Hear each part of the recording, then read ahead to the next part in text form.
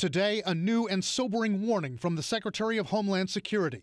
We are definitely in a heightened threat environment, and we are proceeding with vigilance. Alejandro Mayorkas' comments to CNN mirror those of FBI Director Christopher Wray, who told senators the current threat environment inside the United States is different now from periods, he says, when individual threats popped up here and there. I've never seen a time where all the threats, or so many of the threats, are all elevated all at exactly the same time. That's what makes this environment that we're in now so fraught. Would you say that there's multiple blinking red lights out there? I see blinking lights everywhere I turn. Wray said the FBI is working, quote, around the clock to disrupt potential attacks by people who are inspired by Hamas's terrorist attacks on Israel on October 7th. Since that day, Wray has spoken often of an increase in threats inside America's borders related to the Israel-Hamas war. What's different about what's happening right now? Director Wray is talking about is the threat stream has become a bit of a waterfall.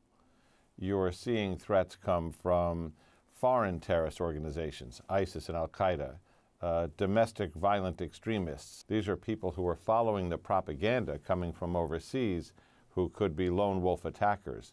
Experts say the constant stream of televised images of October 7th and the Israel-Hamas war has led to a flood of propaganda from terrorist groups and extremists from all sides. Propaganda and often misinformation that can be almost impossible to filter. They exist on message boards, they exist in chat rooms, they exist in private groups, they exist in large groups.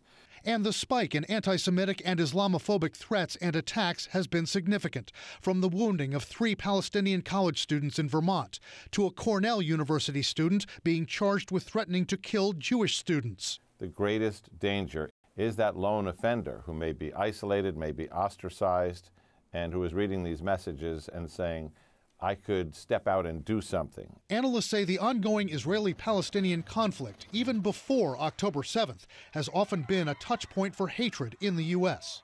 What you're seeing are individuals who are taking the justification that they've been looking for and using it to go do the violence. These are individuals who have long wanted to commit violence, have long been, filled with that hatred of Jews, of Muslims, of individuals who are not in their in-group.